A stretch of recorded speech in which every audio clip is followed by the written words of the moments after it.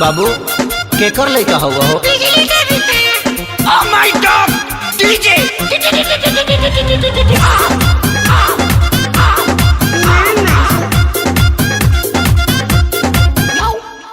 जहिया से आइल न ससुरा से नहीं जहिया से आइल न ससुरा से नहीं ओकर छौड़ा रातो दिन हमरा घरे रहता। नाम धो के हम के सुदामा कहता आ मालवा के बेटा मामा मामा कहता।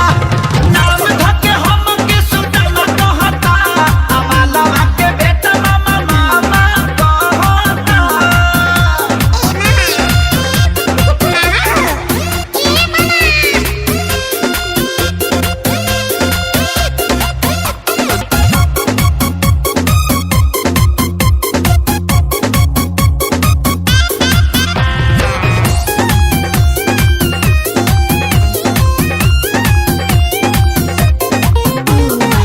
एक त 5 साल लागल मोहब्बत भुलावे में, दर्द बढ़ावे खाती आइल फेर गावे में। एक त 5 साल लागल मोहब्बत भुलावे में, दर्द बढ़ावे खाती आइल फेर गावे में। मन करे खाली जहां हमरा पर टूटल बा कहर, अपना माई के उ सोना हमके तामा कहता। नाम धके हम के सुदामा कहता आ मालवा के बेटा मामा मामा कहता।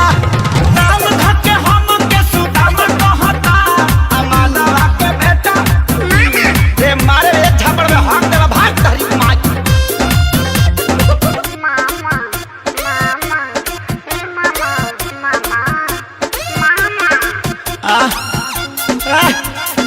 करे ते पैदा भइल बड़ी हमरा के डिस्टर्ब करे खातिर भग भग गया यहाँ से।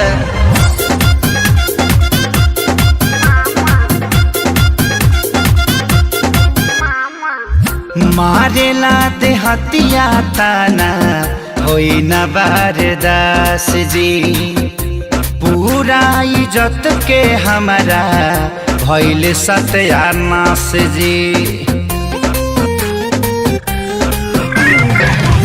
मारेला ते हतिया ताना होई न बारदास जी, पूरा इज्जत में भाई हो गइल बास जी। कैसे मिलाई हम न रहिले रातो दिन घर, खेसरिया के फाटल पाए जामा कहता। नाम धोके हम के सुदामा कहता आ मालवा के बेटा मामा मामा कहता। नाम धोके हम के सुदामा कहता आ मालवा के बेटा मामा मामा कहता। जाए बेटा तनी सा गलती हो गई न तो पापा कहतीस।